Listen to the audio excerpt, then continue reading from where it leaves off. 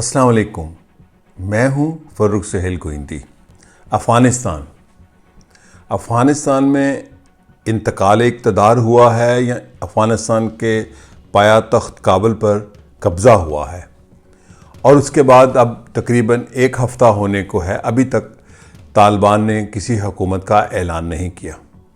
अच्छा, जो तर्ज़ इंतकाल इक़्तिदार हम कह रहे हैं, जब इंतकाल इक़्तिदार होता है तो वो तो पूरी एक रस्म होती है, एक हुकूमत दूसरी हुकूमत को या जमात को या गिरोह को या किसी लोगों को हुकूमत मुंतकिल करती है। ये तो हुकूमत वहाँ देखी हमने बिखर गई, अशरफ गनी साहब गायब हो गए, मुल्क छोड़कर भाग गए और उनकी जो घोस्ट आर्मी थी, जो दुनिया का one of the leading corrupt system था अफ़गानिस्तान में, वो कोलैप्स हुआ और तनख्वाहें लेने के लिए आर्मी जो बनी हुई थी और जो हकीकत में कम थी वो भी नज़र नहीं आई। और तालिबान के जो कमांडर थे, जो मुजाहिदीन थे उनके, वो सदारती महल में हमने देखा और उसके बाद उनके स्पोक्समैन ने प्रेस कॉन्फ्रेंस की।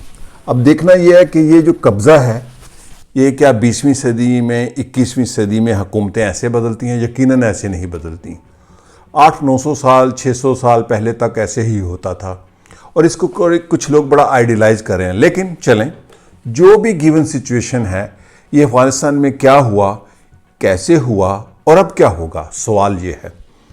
इसकी सोच सबसे ख़तरनाक जो इसको मैं महसूस कर रहा हूँ अब तक हुकूमत का ना बनना है, वो इसलिए कि तालिबान ने अमेरिका के ख़िलाफ़ उस वक्त मज़ाहमत का आगाज़ किया जब 9/11 के बाद अमेरिका ने यह कहा कि अफ़गानिस्तान से हमला आवरों की ट्रेनिंग हुई थी। इसके 3 मरले हैं: सोवियत यूनियन का आना, मुजाहिदीन, उसके बाद तालिबान का उभरना, दूसरा राउंड जो 90s में हुआ, उसके बाद 9/11 के बाद तालिबान का फिर उभरना, जो अमरीकी और नेटो आर्मी यहाँ आई।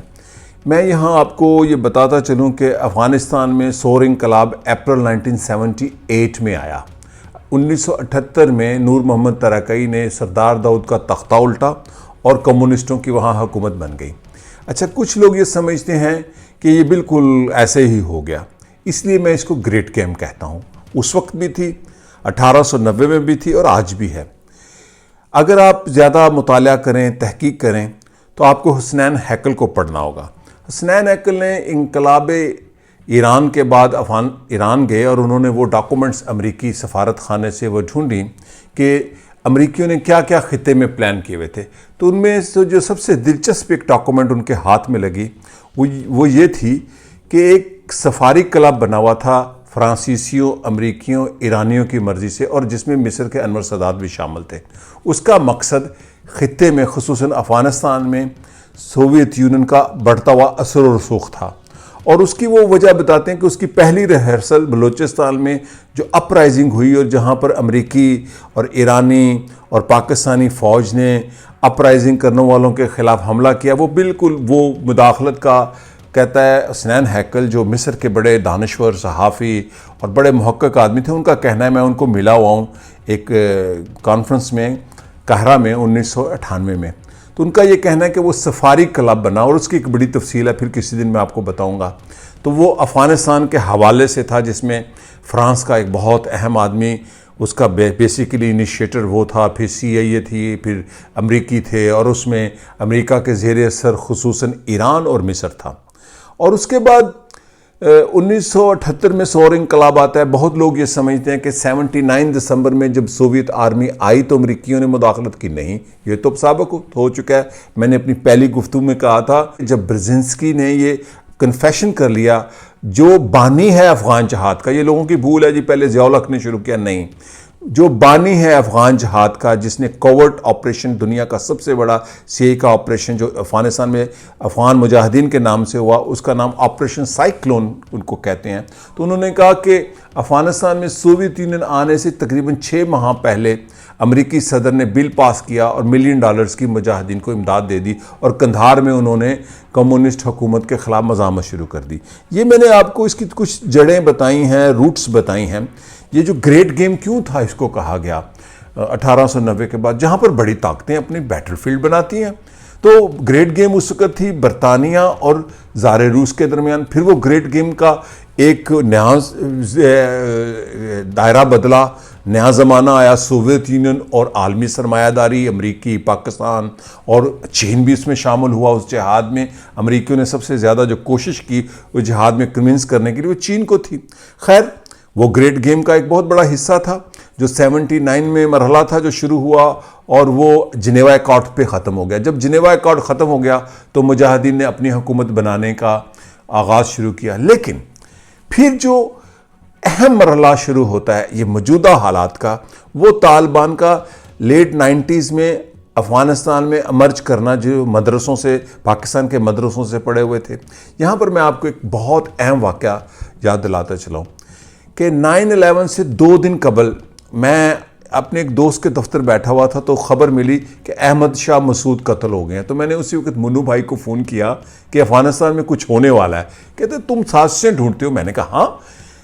अहमद शाह मसूद एक ऐसा जहादी कमांडर था जो सबसे ताकतवर, जिसको कमांडर कहा गया, जो रूसियों को, जिसने नाको चने चबा दिए, उसका कत्ल होना।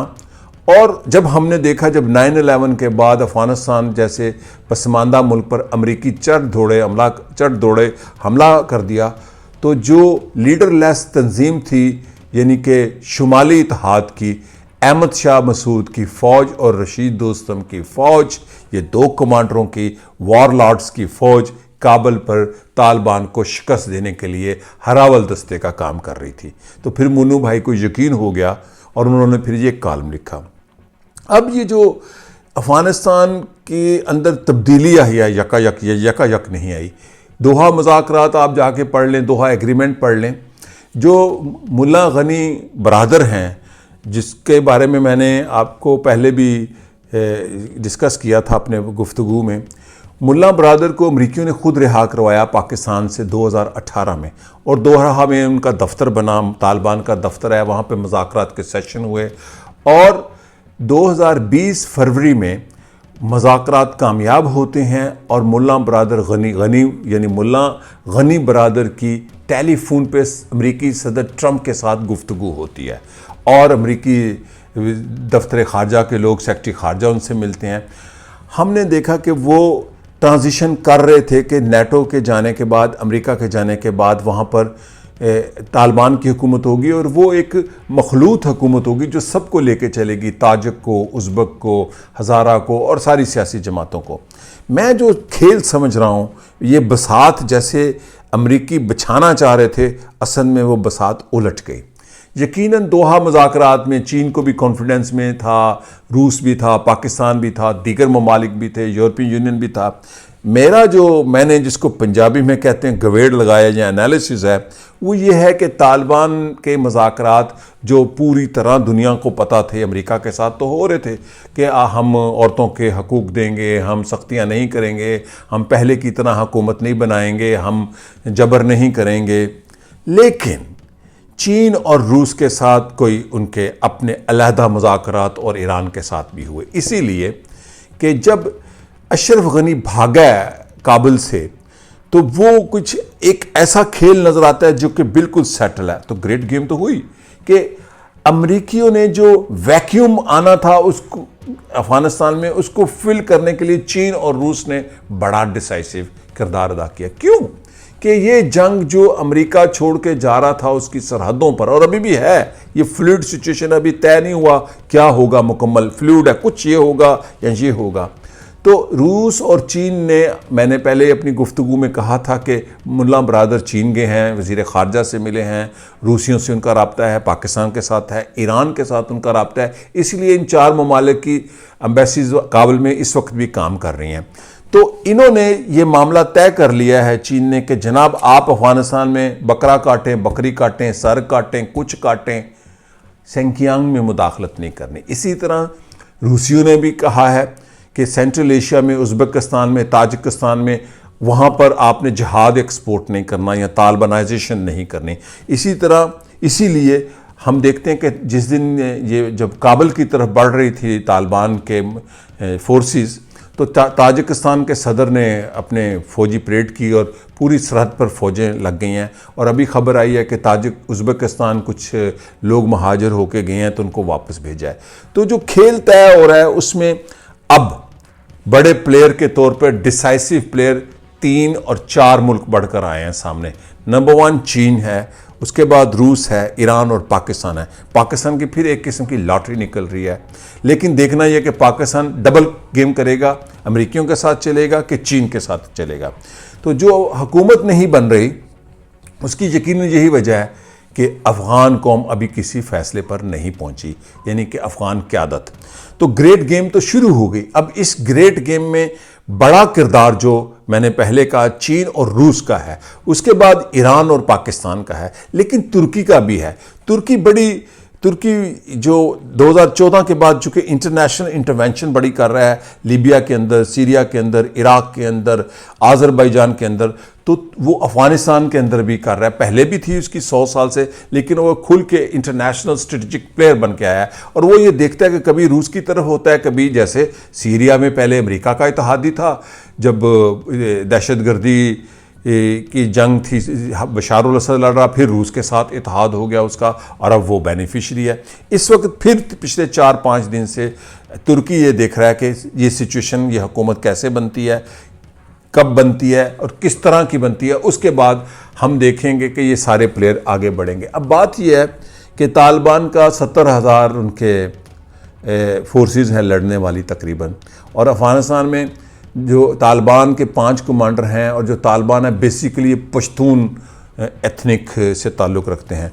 लेकिन अगर आप जो नक्शा मैं आपको दिखाने जा रहा हूँ, अगर आप ये नक्शा देख लें तो आपको इस ग्रेट गेम के कुछ बेसिक्स जो डिज़ाइन ढांचा या जो ब्लू प्रिंट नज़र आ जाएगा। इसमें आप देखें कि जो ग्रीन बेल्ट है वो सारे ताजिक है, और वो उसकी सरहदें कहाँ मिलती हैं। उसके बाद जो ब्राउन है वो पश्तून है, वो पाकिस्तान के साथ मिलती हैं। उसके बाद हज़ारा जो येलो हैं दरमियान में, उसके बाद रेड उज़्बक, और फिर तुर्कमान है ऑरेंज रंग के, और उसके बाद छोटी सी एक और कम्युनिटी या एथनिक ग्रुप है बलोच, वो उसको देखें ग्रे रंग में। और फिर इसी तरह एक नूरस्तानी है जिसको हम काफरस्तान कहते हैं, वो लोग जो कैलाश के लोग हैं वो स्काई ब्लू में हैं, वो किधर हैं। और छोटी सी एक और पशाई मैरून कलर के हैं। लेकिन जो बड़ी अहम 4 कौमियतें हैं वो हैं ताजिक, पश्तून, उज़्बक, तुर्कमैन। तो ये कहाँ पर हैं? मैं ये समझता हूँ कि 2 बड़ी पावर्स ने ये तय कर लिया है तालिबान के साथ कि आप मिलकर हुकूमत बनाएं, हम आपके मुल्क में इन्वेस्टमेंट भी करेंगे। और चीन तो तजारती कौम है, वो दुनिया की वर्ल्ड पॉलिटिक्स में तजारत के जरिए एंटर हो रहा है। अगर अफ़गानियों ने, मैं तालिबान नहीं कह रहा, क्योंकि हुकूमत सिर्फ तालिबान की नहीं बनेगी। अगर सिर्फ हुकूमत तालिबान की बनेगी तो नई लड़ाई शुरू होगी। लड़ाई तो खैर होनी है किसी न किसी शक्ल में। तो अगर लड़ाई ना हुई, खुदा ना करे लड़ाई हो, तो चीन और रूस बड़े रीजनल पावर बन के आएंगे। लेकिन अमेरिका इनको ऐसे नहीं छोड़ेगा। अमेरिका की ज़िंदगी जंगों में है। अगर आप अमेरिका को देख लें, पिछले 250 साल में इसने कहाँ कहाँ पहली जंग लड़ी, उस पर भी मैं किसी दिन बात करूँगा। ये बहीरा रूम में आया था हमला करने ऑटोमन पे, पहली जो जंग इसने लड़ी मराकश के सरहदों के पास। तो मैं ये समझता हूँ कि अफ़गान काबुल में जो हुकूमत नहीं बन रही, ये किसी खौफनाक ख़बर की पेश खैमा है। ये किसी खौफनाक ख़बर की मुझे बदबू आ रही है इसमें से।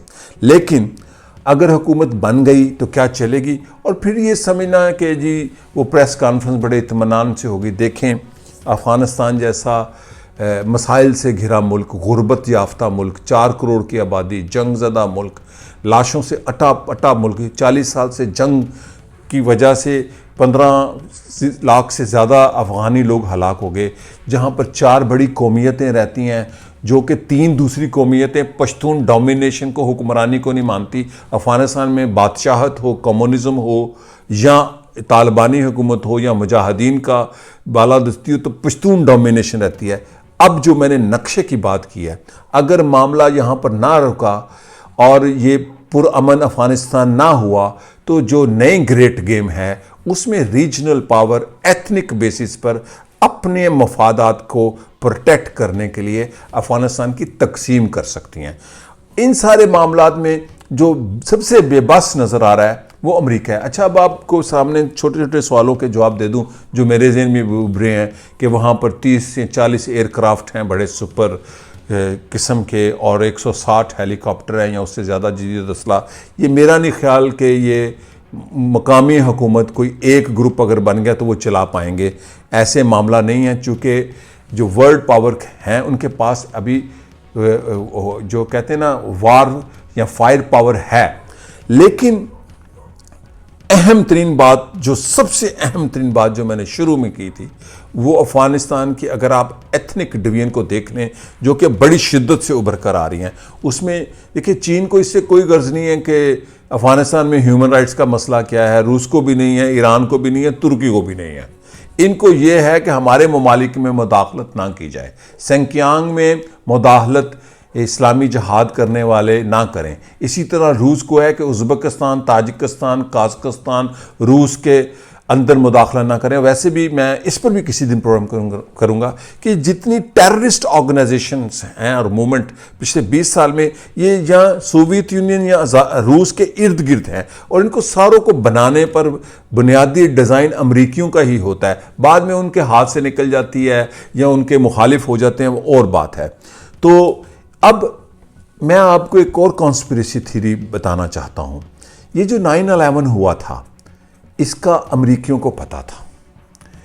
अगर आप डॉक्यूमेंट पढ़ें, एक किताब पढ़ लें अनहोली वार्स, उसमें इसका जिक्र है। जो जॉर्डन की हुकूमत और उसकी इंटेलिजेंस थी, उसने टेररिस्ट के कम्युनिकेशन को टैप कर लिया था, और इस टेररिस्ट अटैक को उन्होंने कहा था कि द बिग वेडिंग, इसका नाम रखा था द बिग वेडिंग, और प्लेन आएंगे, उड़ेंगे। और इसकी 6-7 अगस्त को अमरीकी इंटेलिजेंस को हाई लेवल पे उर्दन ने इतला कर दी थी कि अमेरिका के अंदर हमला एक होने वाला है दहशतगर्द, और इसको उन्होंने इग्नोर कर दिया। यहाँ पर मुझे एक बात और याद आ गई जो मुझे काजी हुसैन अहमद मरहूम ने बताई। वो एक दफ़ा दोहा डिबेट में शायद गए थे जो BBC करता है, तो उन्होंने कहा मुझे वहाँ बिल क्लिंटन मिले। तो मैंने बिल क्लिंटन ने कहा कि आप उसामा बिन लादेन तक क्यों नहीं पहुँच पाए। उन्होंने कहा मुझे इतला आ गई थी, उसामा बिन लादेन तक हमारी इंटेलिजेंस पहुँच गई थी कि वो कहाँ अफ़गानिस्तान पे छुपा हुआ है, लेकिन मुझे हमारे एजेंसीज़ ने, बड़े अदारों ने, DIA ने, CIA ने और दीगर अदारों ने रोक दिया। ये मैं काजी हुसैन अहमद मरहूम से मैंने ख़ुद सुना।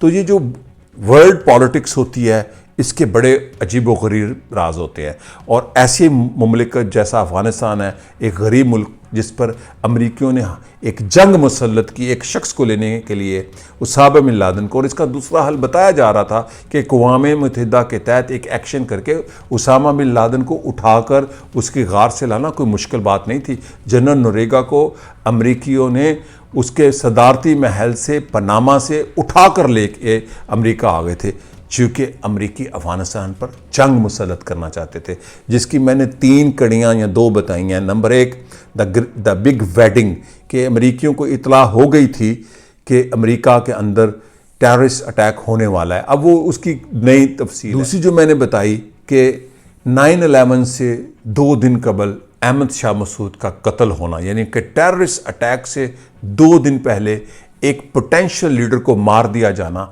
और उसकी फ़ौज को काबल पर कब्ज़े के लिए इस्तेमाल करना, बशमूल रशीद दोस्तम। ये वो कड़ियाँ हैं, जब हम मुतालिया करते हैं, जब हम तहकीक करते हैं, तो मुस्तकबिल का हमें सिनेरियो पता चलता है। तो आज जो मैं इस अभी तक आज तक जो जिस नतीजे पे पहुंचा हूं, वो ये है कि चीन और रूस, ईरान और पाकिस्तान ने अपने तौर पर अलहदा अंडरस्टैंडिंग की है जिसका अमरीकियों को नहीं था पता। और जो काबल पे कब्ज़ा हुआ है, जिसको कुछ लोग इंतकाल इक़्तिदार कह रहे हैं, ये कब्ज़ा है। ये इंतकाल इक़्तिदार तो अभी इक़्तिदार बनेगा तो बांटा जाएगा, तब होगा आपस में इंतकाल इक़्तिदार। उसके बाद इम्तहान शुरू होगा काबल हुकूमत का। जो भी हुकूमत बने, तालिबान की खाली बने, सब की बने, कि क्या वो अफ़गानिस्तान में अमन कायम करने में कामयाब हो जाएंगे? क्या वो अब अपनी कबायली, tribal, ethnic, linguistic, historical conflict को रिजॉल्व कर पाएंगे? ये इतना सादा सवाल नहीं है, ये इतनी सादा मामला नहीं है जिसको हम बिल्कुल कहानियों की तरह देखते हैं 1000 साल पुरानी। ये बहुत खौफनाक खेल है, इसलिए कि अफ़गानिस्तान के गिर्द दुनिया की बड़ी ताकतें रहती हैं, और ख़ुसूसन चीन बहुत बड़ी ताकत है, रूस बहुत बड़ी ताकत है। ईरान को आप अंडरमाइन ना करें, दुनिया की सबसे कदीम रियासत है, और वो जैसे प्ले करती है मिडल ईस्ट की पॉलिटिक्स में, अगर आप 40 साल में देख लें तो अकल हैरान हो जाती है कि इराक में वो सद्दाम के ख़िलाफ़ थे, लेकिन जब इराक में अमरीकी आए तो अमरीकियों इराक में ईरानियों के बगैर इजाज़त के दाखिल नहीं थे हो सकते। तो ईरान तीसरी बड़ी ताकत। चौथी हिंदुस्तान।